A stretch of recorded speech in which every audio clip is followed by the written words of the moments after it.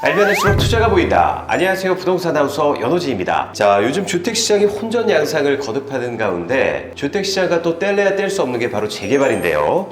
오늘은 잘 사는 흥부님 모시고 재개발에 대해 얘기 들어보는 시간 준비했습니다. 흥부님 안녕하세요, 반갑습니다. 네, 안녕하십니까. 네, 안녕하십니까. 저도 이렇게 영상으로만 뵙다가 오늘 실물로 뵀는데 키가 굉장히 훤칠하시고요. 인물 굉장히 좋으십니다. 네. 키만 큽니다. 네. 자기소개 한번 좀 부탁드리도록 할게요. 제가 김종률 아카데미에서는 2021년, 그러니까 2년부터 강의를 좀 많이 했었는데 유튜브 출연은 처음인 것 같아요. 네, 원장님께서 유튜브를 그동안 잘 안 키우셨는지 이제 본격적으로 좀 하시는 것 같은데 초대해 주셔서 너무 감사드리고 예, 안녕하십니까. 저는 잘 사는 흥부라고 하고요. 현재는 건국대학교 미래지식교육원에서 재건축 재개발 전문가 양성 과정의 초빙 강사로 나가고 있고, 그다음에 이제 언론사는 매일경제랑 그다음에 조선일보 쪽에서 정규반 강의하고 있는 잘 사는 흥부라고 합니다. 반갑습니다. 네, 반갑습니다. 저도 이렇게 영상을 통해서만 뵈가지고 살짝 좀 연예인 보는 느낌, 그 비슷한 느낌 좀 듭니다. 네네네. 자, 근데 그 재개발 재건축을 강의하시는 여러 강사분들을 뵀는데 그 중에서도 실무에 가장 최적화되어 있다. 가장 어떤 실수익을 내는 데 있어서 굉장히 엄격하면서도 그런 측면에서 봤을 때 좀 정말 믿을만하지 않은가 그런 생각이 들어서 저도 오늘 기대했습니다. 뭐 재개발 재건축을 강의하시는 분들은 되게 많고요. 근데 이제 재개발 재건축을 이론으로 접근할 거냐, 아니면 실전에서 내가 수익을 내는 방법, 그리고 수익을 낼 때 당연히 투자는 모든 투자가 리스크가 있지 않습니까? 그러면 리스크가 뭐고 그 리스크를 어떻게 진단해서 내가 테이킹할 수 있는 크기를 결정해내고 그다음에 마진의 크기를 잡아서 투자할 수 있는, 거의 실전에 가깝게 어떻게 how to make money, 돈을 어떻게 벌 거냐, 거기에 조금 많이 포커싱이 되어 있는 강의죠. 네. 자, 그런데 요즘 그 재개발 시장 분위기가요. 요즘 뭐 공사비도 오르고. 맞아요. 건축비가 지금 많이 올라가는 상황에서 미분양이 또 많고 이러다 보니까 걱정하시는 분들이 좀 많으세요. 앞으로의 시장 전망 어떻게 보시는지 좀 얘기해 주실 수 있을까요? 뭐 일단 저는 정비사업 투자를 전문으로 하고 있고요. 제가 첫 정비사업 투자가 2009년이었습니다. 그러니까 지금 올해로 정비사업 쪽에서 투자를 한 16년 차 정도 되고 있고, 뭐 아파트 시장은 여러분들께서 여러 언론사나 미디어에서 기사도 나오고 방송도 나오니까 보실 수 있을 건데, 사실 재개발 시장이 어떻게 움직이는지는 그렇게 뭐 KB 시세라든가 뭐 그런 우리가 볼 수 있는 뭐 아니면 한국부동산원의 데이터라든가 이제 그런 걸로 접할 수가 없거든요. 그래서 현장에서 많은 것들을 파악을 해야 되는데, 재개발 시장도 아파트 시장이랑 굉장히 유사합니다. 지금 뭐 상급지 같은 경우는 바닥 치고 그다음에 전고점에 거의 도달했고요. 그러니까 뭐 대표적으로 대한민국에서 재개발 중에 제일 좋은 데가 어디예요? 라고 하면 이제 한남뉴타운이랑 성수 전략정비구역이거든요. 거기 같은 경우는 이제 현재 프리미엄 값이 거의 전고점에 거의 육박할 정도. 다만 성수 전략정비구역 같은 경우는 이제 토지거래 허가구역이라고 해서 실거주를 하지 않으면 살 수가 없는, 물론 그거를 또 뚫어내는 방법이 있습니다. 그 방법이 있긴 한데, 여튼 좀 그런 토지거래 허가라는 규제가 좀 있다 보니까 매가 상승은 한남만큼은 일어나지 못하고 있지만, 어쨌든 한남 성수, 그 다음에 이제 저는 이제 탑5를 한남 성수, 노량진, 흑석, 부가연 요 정도 보거든요.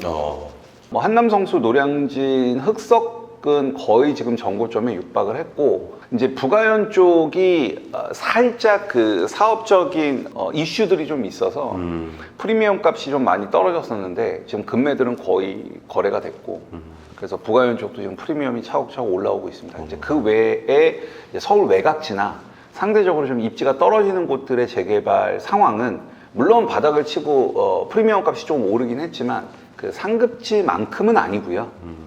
그 올라가는 폭이 조금 다른 거나 아파트랑 거의 비슷한 양상입니다. 그래서 확실히 입지가 어떠냐, 지금 점점점 양극화가 되어 가고 있고, 여러분들께서 이 시점에서 어떤 입지 어떻게 공략할까는 깊이 한번 좀 생각을 해보셨으면 좋겠습니다. 여튼 이제 정비사업 투자를 기준으로 하면은 제가 이제 올해 16년 차인데, 이제 과거 2000년대 초반에 상승장, 그 다음에 2010년부터 한 14년까지 하락장, 이번에 또 상승장, 하락장, 지금 작가 회복되는, 요거는 이제 풀사이클로 다 겪었었는데, 앞으로 시장이 어떻게 될 거냐고 물어보는 거에 대한 답변이 되게 어려워요. 그렇죠.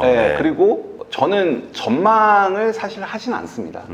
그러니까 저는 상승장에서 투자하는 거는 당연한 거고 그다음에 저는 하락장에서도 투자를 하거든요. 아, 그 어렵다는 하락장에서. 네. 그래서 실질적으로 우리 여러분들 다 아시겠지만 2021년도까지는 분위기 굉장히 좋았죠. 네네네. 불장이었죠, 불장. 그리고 2022년도가 굉장히 어려운 장이었습니다. 네네. 네, 저는 2022년도에 서울의 빌라를 세 채를 샀죠.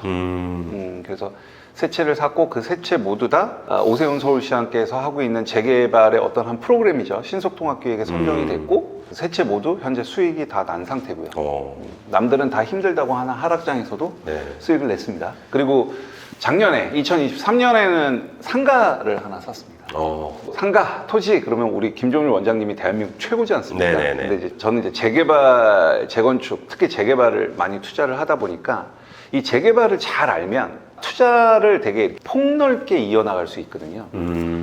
그래서 재개발적인 측면에서 작년에 상가를 하나 샀는데 시청자분들 오해하지 마시고 그 재개발 구역 내에 상가를 샀다는 게 아니라 그 재개발 구역 바로 밖에 있는 거. 컨셉을 잠깐 말씀드릴까요? 그러니까 뭐 예를 들면 아마 우리 원장님께서 뭐 주동선 그래서 많이 강의하시는 걸로 전 알고 있는데 그냥 비슷한 겁니다. 예를 들어서 뭐 여기 지하철이 있으면 여기 지하철이 있고 여기에 굉장히 낡은 주택가가 있어요. 뭐 빌라들이 있고 단독다가구 있고 굉장히 낡은 마을이 있는데 여기 지하철이 있다는 얘기죠. 그러면 이 지하철과 이 마을을 연결해주는 도로들이 좀 있지 않겠습니까? 그 길목에 있는 상가들의 매출은 그렇게 높지 않겠죠. 왜냐하면 배우 수요에 사는 사람들이 굉장히 막 낡은 빌라 그리고 대부분 다 세입자실 거고 그러니까 주머니 사정이 좋지가 않잖아요. 그러면은 그 상가에서 쓸 수 있는 돈이 되게 제한적이라는 얘기죠. 그런데 예를 들어서 이 낡은 곳이 새 아파트로 바뀌면 그럼 거기서 사는 사람들의 소득 수준이 완전히 바뀌겠죠. 그렇죠. 그렇죠. 그러면 그런 사람들은 아무래도 지갑을 더 많이 열겠죠. 그러면 뭐 예를 들어서 뭐 지하철과 그 아파트 단지 사이에 있는 많은 상가들의 매출이 올라가겠죠. 그럼 당연히 월세도 올라가겠죠. 그럼 매매가도 올라가겠죠. 그런 컨셉, 이런 컨셉으로 이제 작년에 상가 하나 샀고요. 그리고 지난달에 지방에 재건축 아파트를 샀습니다. 지금 저는 수강생들한테 지금은 지방 투자하면 안 된다라고 말씀을 드리거든요. 안 된다라고 말씀을 계속 드리고 지방보다는 서울을 보셔라라고 하는데 지난달에 제가 매수한 지방의 재건축 아파트는 그냥 단순히 뭐 시세가 상승하거나 아니면은 뭐 나중에 그게 새 아파트가 돼서 시세 차익을 얻으려는 목적은 아니고 현금 청산을 좀 노려가지고 그쪽으로 좀 한번 수익을 내보려고 좀 특수물건이라고 표현하기에는 뭐 어떨지 모르겠지만 좀 다른 컨셉의 수익을 한번 내보려고 해서 한 달 전에 지방에 뭐 재건축 아파트를 하나 샀습니다. 그래서 저는 항상 늘 강조드리는 게 앞으로 아파트 가격이 오를지 떨어질지 부동산 가격이 오를지 떨어질지 그거는 사실 신만 알겠죠. 그리고 아니면 저보다 훨씬 공부 많이 하시고 똑똑하신 분들께서 그거는 예측해야 될 문제라고 하고 저는 항상 내가 투자하는 시점에 마진이 있으면 투자를 합니다. 그러니까 예를 들면 지금 막 하락장이에요. 그런데 신축 아파트의 시세가 15억이에요. 그런데 나만 살 수 있는 10억짜리 아파트가 나왔어. 그러면 아나운서님 사실 거예요, 안 사실 거예요? 사야죠. 그렇죠. 네. 지금 하락장이야. 네. 근데 하락장이지만 아파트 시세가 15억이야. 근데 나만 10억에 살 수 있는 물건이 나왔으면 사야죠. 네. 저는 그 컨셉입니다. 지금 시점에 가치가 되게 저평가되어 있고 내가 어느 정도 마진을 확보할 수 있는 투자라고 하면 저는 그게 상승장인 건 하락장인 건 별로 따지지 않고 투자를 좀 하는 스타일입니다. 그 마진이라는 얘기가 나와서 말인데 그 정비사업이란 말 자체가 하나의 사업이라는 개념이기 때문에 네. 사실 사업이 그렇잖아요. 리스크가 없기가 힘든데. 네네, 맞아요. 그렇죠. 그래서 안전마진이라는 용어에는 동의하지 않으신다. 그래서 보상마진이라는 표현을 쓰셨는데 네네. 이 보상마진이 뭔지 좀 설명해 주실 수 있을까요? 네, 알겠습니다. 일단은 우리가 보통 재개발, 재건축 투자하면 안전마진이라는 표현을 되게 많이 쓰죠. 네네네. 저는 절대 동의를 하지 않고 왜냐하면 안전하지가 않습니다. 그러니까 예를 들어서 한 4, 5년 전에 재개발, 재건축 투자하신 분이 지금 와서 놓고 보면 지금 공사비가 엄청 올랐잖아요. 그러면 공사비가 올랐다는 얘기는 정비사업지에서의 사업 비용이 올랐다는 얘기거든요. 그럼 오른 비용을 책임져야 될 건 우리 같은 조합원들이 그 비용을 다 책임을 져야 되고 결국은 안전마진이 준 겁니다. 그러면 단어는 안전하다고 해놓고 막상 뚜껑을 열어보니까 내가 생각했던 안전마진보다 훨씬 적어지면 그건 안전한 게 아니죠. 그렇죠, 그렇죠. 네, 그래서 뭐 보상마진 말씀을 드리기 전에 여러분들께서 그 정비사업에 투자를 하실 때는 꼭 마진이 있어야 됩니다. 아까도 말씀드렸다시피 15억짜리 아파트를 10억에 사는 것처럼 반드시 마진의 폭이 있어야 되고, 두 번째는 제가 이건 항상 강조를 드리는 건데, 우리가 많이 보잖아요. 뭐 정비 사업, 아니면 소규모 재건축 사업, 소규모 재개발 사업, 뭐 이런 것들을 도시정비 사업이라고 표현을 네네. 하고, 재개발 사업, 재건축 사업 다 끝에 사업이라는 단어가 붙거든요. 그 말은 사업이라는 얘기는 결국 사업이 망할 수도 있는 거예요. 그렇죠, 그렇죠. 그렇기 때문에 단순히 여러분들께서 뭐 재개발 지역에 빌라를 산다라고 생각을 하지 마시고, 그 빌라를 때려 부시고 거기에 신축 아파트를 지어서 그 아파트를 팔아서 수익을 내는 아파트 사업을 한다라고, 그 아파트 사업에 내 지분을 투자한다라고 컨셉을 잡고 재개발 재건축을 접근을 하셔야 되는 거거든요. 그러니까 당연히 안전마진은 없는 거죠. 그래서 저는 이제 보상마진이라는 표현을 썼고, 제가 보상이라는 단어를 쓴 이유는 두 가지입니다. 두 가지. 왜냐하면 재개발 재건축은 내가 큰 수익을 보기 위해서는 그 사업이 완성될 때까지, 즉 아파트로 완성될 때까지 기다려야 되겠죠, 시간을. 그럼 그 기다리는 시간에 대한 보상. 두 번째는 아까도 말씀드렸다시피 사업 리스크라는 게 있는 거예요. 대표적인 사업 리스크가 요즘에 들어서 공사비 막 인상되지 않습니까? 네. 그러니까 그런 뭐 공사비 인상이라든가 아니면 조합의 어떤 여러 가지 이슈들, 이러한 사업 리스크를 내가 테이킹을 하고 그 대신 얻어가는 게 보상이라는 걸 받아야겠죠. 그래서 이거를 뭉뚱그려서 보상마진이라는 표현을 썼고, 이제 보상마진은 뭐 6가지로 나뉘어요. 그래서 뭐 기본 마진, 연식 마진, 세대수 마진, 브랜드 마진, 기타 마진, 뭐 입지 마진 해서 6가지로 나뉘는데, 여러분들께서 뭐 특정 재개발 구역에 투자를 할 때 인근에 신축 아파트가 있지 않겠습니까? 옆에 있는 신축 아파트와 내가 투자하려는 재개발 구역은 당연히 입지도 다를 거고, 세대수도 다를 거고, 연식도 다를 거고, 그 다음에 시공사 브랜드도 다를 거고, 다 다를 거잖아요. 요런 것들을 제가 로직화 시켜가지고 이렇게 숫자를 넣어서 적정 가치를 구해내는 어떤 투자를 할 수 있는 거에 대한 판단? 그 로직, 그게 보상마진이라고 보시면 돼요. 그 요즘 그 공사비 인상 때문에 참 이야기가 많잖아요. 그럼에도 불구하고 이 재개발에 관심을 가지는 게 맞는지에 대해서도 궁금하신 분들도 굉장히 많으시거든요. 맞습니다. 네. 재개발 재건축과 관련된 미디어에서 굉장히 여러 가지 뉴스 기사도 나오고 방송도 나오는데, 제일 많이 나오는 것 중에 하나가 공사비가 굉장히 오르고 있다. 네네. 그거거든요. 근데 이제 우리 김종률 TV야 그 부동산 투자를 좀 하시는 분들이 보실 테니까. 근데 제가 저도 이제 방송 출연을 하다 보면은 일반적인 채널에 가서 재개발 재건축 얘기를 하면 댓글에 막 욕이 달려요.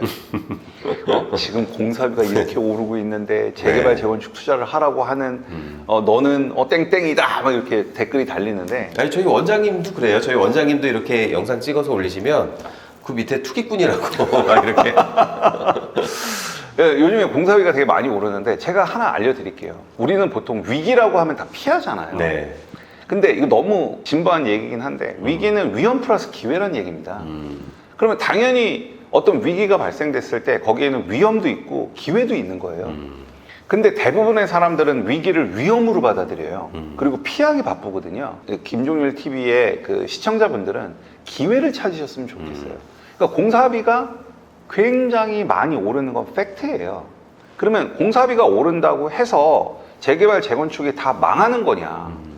아니라는 거죠. 거기서 우리는 기회를 찾아낼 수 있다는 거죠. 일단은 지금 공사비가 많이 오르고 있는데, 저는 개인적으로 이렇게 급등하는 공사비는 앞으로 서울을 기준으로 말씀을 좀 드릴게요. 네네네. 이렇게 오르는 공사비는 결국 서울 집값의 하방 지지선이 될 거라고 저는 좀 확신을 해요. 그러니까 대전제는 사실 서울에서 주택을 공급할 수 있는 방법은 재개발 재건축 외에는 없지 않습니까? 그렇죠. 그러면 서울에서 주택을 공급하려면 재개발이든 재건축을 할 수밖에 없어요. 왜냐하면 잉여 토지가 없기 때문에. 그럼 재개발 재건축 사업이 진행이 돼야 되거든요. 근데 문제는 뭐냐면 이 재개발 재건축 사업이 다 민간 사업이에요. 예를 들어서 뭐 재건축 아파트를 가지고 있는 사람들, 아니면 재개발 지역에 이제 빌라나 단독주택을 갖고 있는 사람들, 우리는 보통 그런 사람들을 조합원이라는 표현을 쓰죠. 네네. 물론 조합 설립 인가가 나기 전에는 토지 등 소유자라는 표현을 쓰기는 하는데, 이 조합원들이 빌라를 때려 부시고 신축 아파트를 지어서 하는 사업을 하는 거거든요. 그러니까 민간 주도로 가는 거예요. 민간 주도. 그러면 민간 주도로 간다는 얘기는 여러분들 잘 생각해 보시면 나한테 이익이 안 되면 이 사업을 안 해요. 나한테 이익이 돼야 사업을 하겠지 않습니까? 누가 손해보면서 장사를 하겠어요. 그러면 서울에서 주택을 공급하는 주체는 결국 이 민간인들이에요. 민간인들. 재건축 아파트를 갖고 있고 낡은 빌라를 갖고 있고 낡은 단독을 갖고 있는 사람들이 서울의 신축 아파트를 제공하는 제공자가 되는데 결국 이 사람들이 어떻게 제공을 해요? 재개발 재건축을 통해서 제공을 하는 거예요. 그런데 공사비가 오르면 당연히 비용이 늘죠. 그러면 조합원들 입장에서는 이 사업을 할 필요가 있어요? 없어요? 없어요. 네. 없어요. 그럼 사업을 안 해버리면 서울의 주택 공급이 막히는 거예요. 자, 다시 설명을 드리면, 자, 공사비가 막 올라요. 그럼 비용이 오르죠. 이 오르는 비용을 상쇄시키려면 아파트를 팔 때 비싸게 팔아야 되겠죠. 그래서 일반 분양가가 올라가는 거예요. 지금 일반 분양가가 조금 어려운 용어로 뭐 관리처분이라는 용어가 있는데 보통 한 2, 3년 전에 조합에서 새로 지어지는 아파트를 일반인들한테 일반 분양을 할 건데 얼마에 팔겠다라고 계획을 잡는단 말이에요. 네네네. 그 계획을 잡았던 거에 30-40%가 지금 올라서 일반 분양이 나와요. 자, 예를 들면 여러분들 마포자의 힐스테이트라고 공덕 1 재건축이 있거든요. 애호개역 바로 앞에. 입지 진짜 너무 좋아요. 제가 그저께 저희 멤버십 분들이랑 다녀왔는데 거기가 일반 분양을 전용면적 8사 기준으로 한 14억 중반 정도 생각을 하고 있었거든요. 그런데 이제 얼마에 이번에 할 계획이냐면 뭐 언론에서 나온 거 보면 한 17억 정도더라고요. 그러면 한 14억 중반에서 17억 정도로 한 2억 5천 뛰었거든요. 그러니까 지금 뭐 공덕뿐만 아니라 여러분들 뭐 불광 5구역 같은 경우도 지금 일반 분양 거의 뭐 12억 8천인가? 그 다음에 홍제 3구역 같은 경우는 거의 한 14억. 그 다음에 홍은 13구역 같은 경우는 거의 12억 가까이. 이제 좀 있으면 장위 6구역도 나올 건데 사실 홍제나 홍은이나 뭐 장위나 서울의 중심지는 아니고 외곽지이지 않습니까? 거기 전용 면적 8사에 지금 일반 분양가가 막 12억에서 13억 이렇게 된단 말이에요.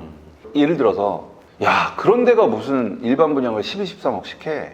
안 사? 라고 해서 만약에 미분양이 난다 치면 다른 정비 사업을 하는 조합 입장에서는 아파트가 안 팔리잖아요. 근데 공사비가 오르니까 그 가격은 받아야 되겠고 그런데 안 팔리고 그러면 사업을 하겠어요? 안 하겠어요? 안 한단 말이에요. 그럼 서울의 주택 공급이 안 된다는 얘기죠. 그러면 결국은 언제 다시 이 사업이 활성화가 되냐 하면 이 집들이 13억, 14억에도 잘 팔리는 시절이 오면은 그때 사업 속도가 확 나겠죠. 네네. 그때 사업성이 개선이 되니까.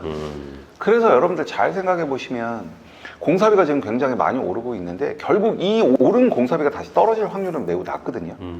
결국은 이 오르는 공사비가 다 원가에 반영이 될 거고 이게 실질적으로 서울 집값, 향후 서울 집값의 하방 지지선을 되게 강력하게 형성이 될 거고 일반 분양가는 계속 오를 수밖에 없고 그래서 여러분들 지금 정신 바짝 차리고 시장에 대응하셔야 될 때가 아닌가 싶습니다. 그래서 뭐 또 준비해 오신 게 있다고 제가 들었는데 네, 좀. 그 사업비 인상에 따른 분양가를 뭐 시뮬레이션으로 이렇게 예측해 볼 수 있는 네. 그 제가 좀 현실적으로 도움을 좀 드리도록 하겠습니다. 네네. 사실 요거는 제가 정규 수업 시간에 풀어드리는 테이블인데 100%로 제가 풀어드릴 수는 없고 네네. 샘플로 한 일부만 네네. 가져왔습니다. 자, 요게 지금 엑셀 테이블이고요. 네네. 지금 뭐 워낙 공사비 인상 이슈가 많고 하니까 제가 그런 걸 어떻게 예측을 해서 투자 판단을 하게끔 하는지를 알려드릴 거예요. 여러분들이 지금 재개발 재건축 사업지에 가면 뭐 공사비 엄청 올랐으니까 분담금이 한 1억 정도 더 나올 거예요, 3억 정도 더 나올 거예요 라는 얘기들을 많이 들으시거든요. 근데 그거를 뭐 100%는 아니지만 실질적으로 여러분들께서 계산을 할 수 있게끔 하는 로직을 지금부터 좀 알려드리도록 할게요. 네네네. 자, 예를 들면 흥부 1구역이 있다고 하겠습니다. 흥부 1구역이 있으면 이 흥부 1구역에서 지어지는 아파트가 있지 않겠습니까? 아파트도 지어지겠고 놀이터도 지어지겠고 뭐 커뮤니티도 지어지겠고 여러 가지들이 지어지겠죠. 자, 그 지어지는 아파트의 건축 연면적이 예를 들어서 그냥 5만 평이라고 볼게요. 그러면 흥부 1구역에서 지어지는 아파트의 건축 연면적이 5만 평. 이런 거는 그 조합에 가면은 데이터가 다 있거든요. 그 데이터 갖다가 쓰는 겁니다. 자, 그런데 예를 들어서 이 흥부 1구역의 사업장의 평당 공사비가 600만 원이라고 할게요. 네.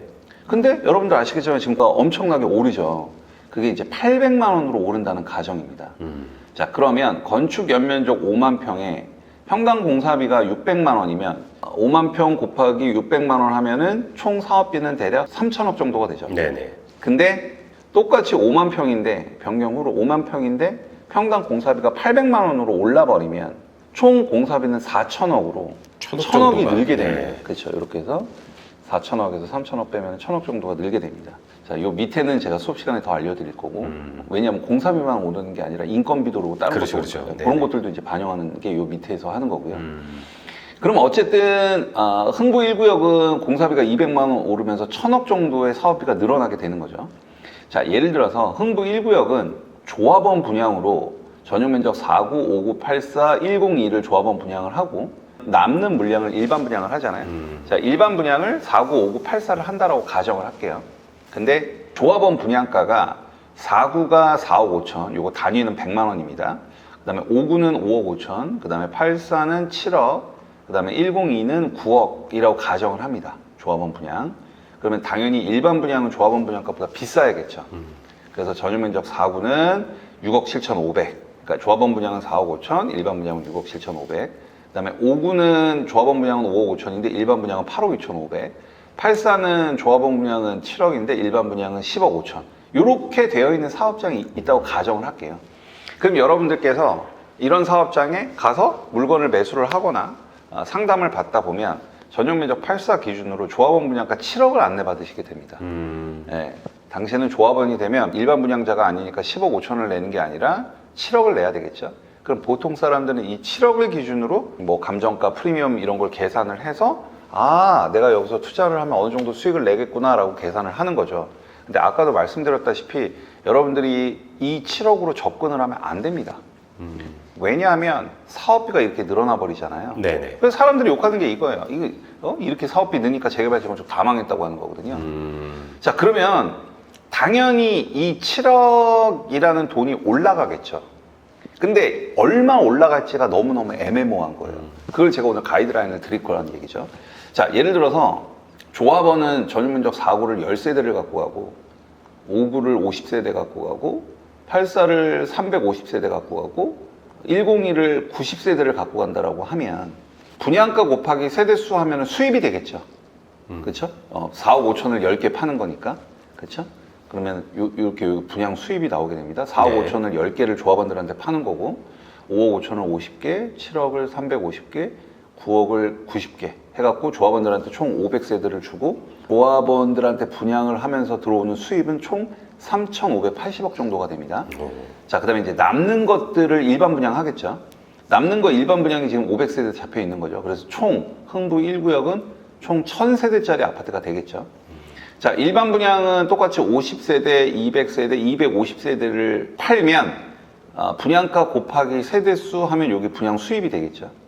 그러면 이 조합으로 들어오는 조합원 분양의 총 수입 금액은 3,580억이 되고 일반 분양으로 들어오는 총 수입은 4,612억 5천만 원이 됩니다. 그러면 요거랑 요거를 더하면 이 조합에 들어오는 총 수입은 8,192억 5천만 원이 되는 거죠.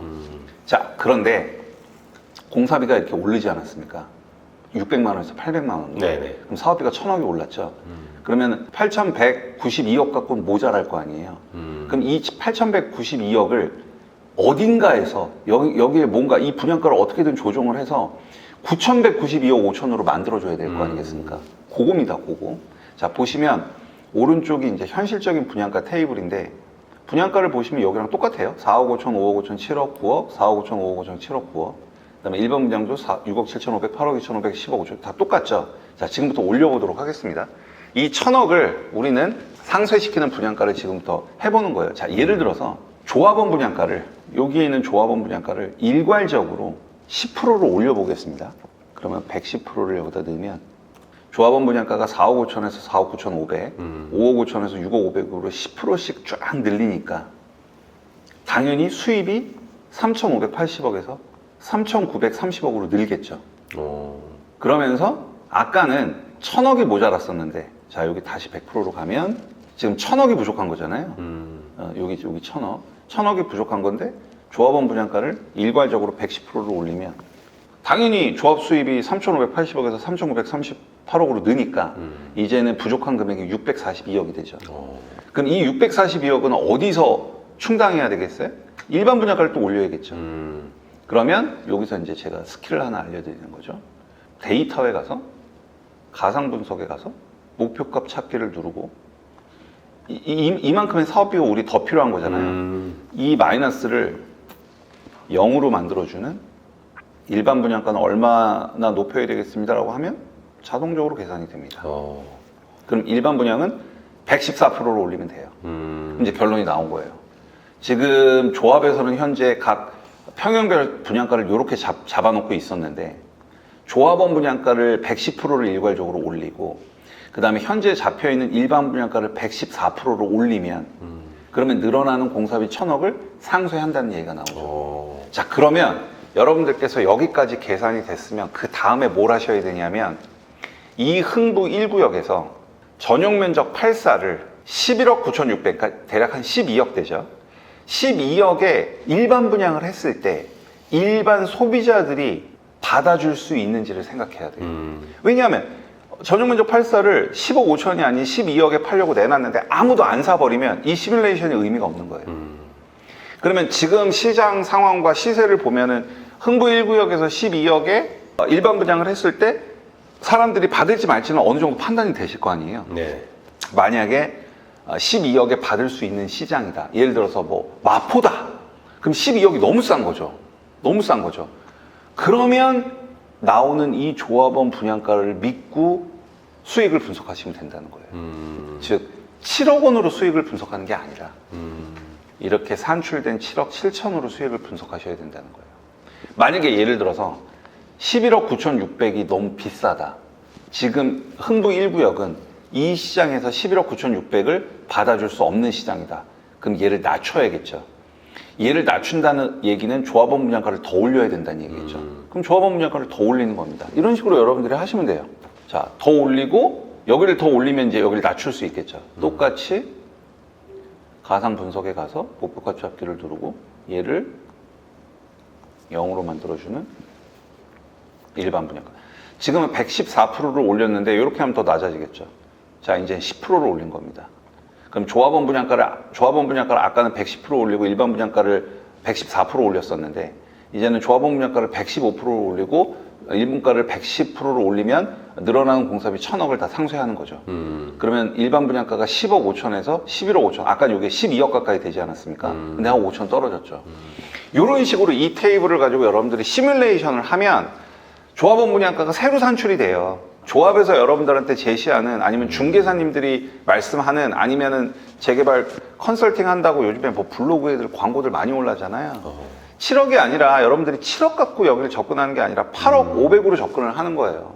그러니까 막 사람들이 공사비 인상돼서 난리다 뭐 다 죽었다라고 하지만 이 테이블을 내가 돌릴 줄 알면 7억이 아니라 8억 500으로 보고 내가 아까 말씀드렸던 보상 마진을 구해서 마진이 어느 정도 기준 이상으로 나와주면 그러면 여러분들이 투자를 하시면 그 마진은 앞으로 집값이 1도 오르지 않아도 여러분들이 가져가는 마진의 크기가 보상 마진이거든요.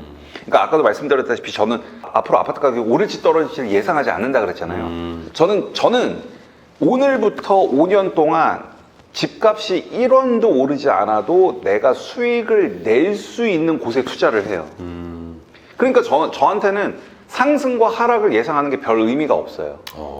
그냥 지금부터 5년 뒤까지 1원도 오르지 않고 1원도 떨어지지 않는다. 그 상태에서 앞으로 5년 뒤까지 1원도 오르지 않고 1원도 떨어지지 않았는데도 내가 갖고 있는 물건이 수익을 낼 수 있는 그런 물건들을 찾아다닌단 말이죠. 그래서 여러분들께서 그냥 누군가 제시하는 이런 조합원 분양가가 아니라 이런 식으로 시뮬레이션을 해서 투자 가치 뭐 조금 어려운 얘기를 드리면 저는 재개발 투자를 할 때도 기준점을 되게 명확하게 드리거든요. 뭐 예를 들면 관리처분인가 단계에서 여러분들이 투자하실 때는 내 투자 금액의 50% 이상의 보상 마진을 갖고 있는 물건만 사라. 사업 시행 인가 시점에 투자하실 땐 내 투자 금액의 70에서 80% 정도의 보상 마진을 갖고 있는 물건만 사라. 조합 설립 인가 단계에서 투자할 땐 100% 이상만 사라. 이런 기준점도 다 드리거든요. 그래서 여러분들께서 이렇게 대응하시면 남들이 보지 못하는 영역을 투자를 해서 더 큰 수익을 내실 수 있을 거라고 확신을 합니다. 네. 이게 나만의 시뮬레이션을 한번 이렇게 만들어서 돌려보니까 네. 그 보상마진이라는 개념, 그리고 어떻게 들어가야지 오르냐 떨어지냐에 구애받지 않고 네, 맞아요. 나만의 마진을 구할 수 있는. 맞아요. 네. 샘플 정말 잘 들어봤습니다. 네. 솔직히 100% 다 이해가 가지는 않지만요. 네.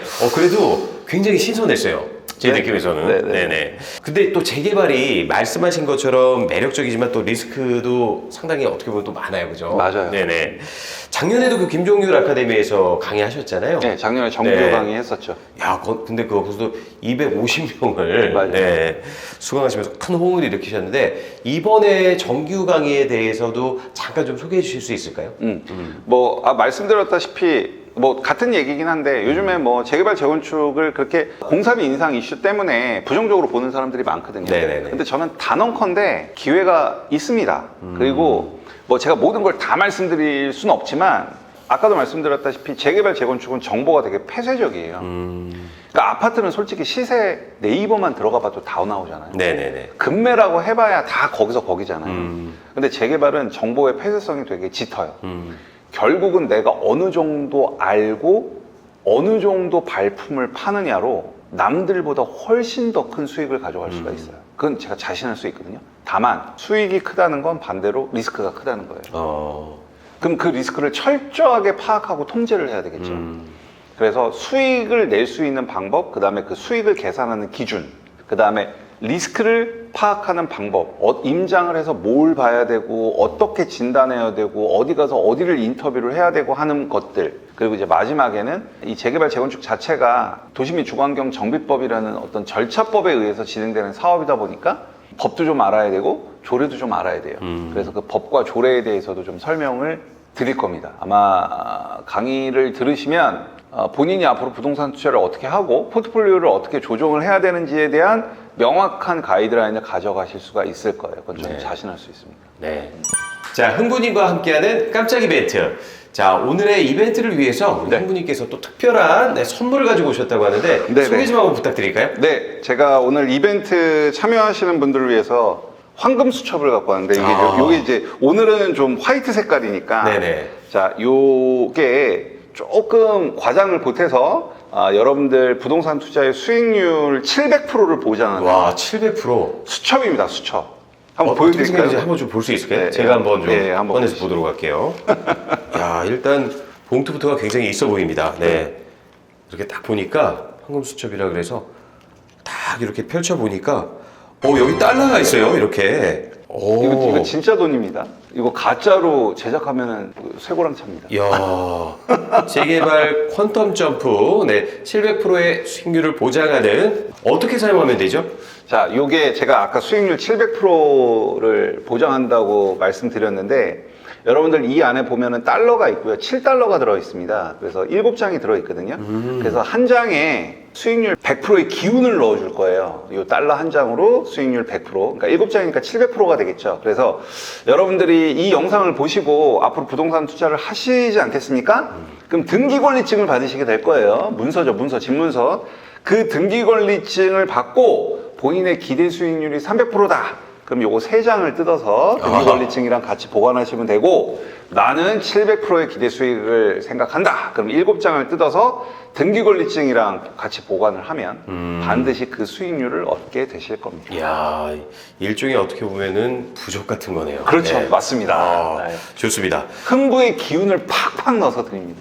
자, 그러면 요 상품 걸고, 네, 깜짝 퀴즈 주시죠. 네. 오늘 영상에서 제가 좀 빠르게 흘리듯 얘기한 게 있습니다. 자, 잘 사는 흥부는 재개발 투자할 때 안전마진을 보지 않는다고 했죠. 왜 안전하지 않냐? 재개발 투자는 사업 리스크가 있기 때문에 안전하지 않다고 얘기했습니다. 그리고 저는 보상마진을 얘기를 했죠. 제가 영상에서 말씀드린 보상마진 6가지를 댓글로 달아주시는 분께 추첨을 통해서 저희가 네, 이 부적과도 같은 네, 수첩을 선물로 증정해 드리도록 하겠습니다.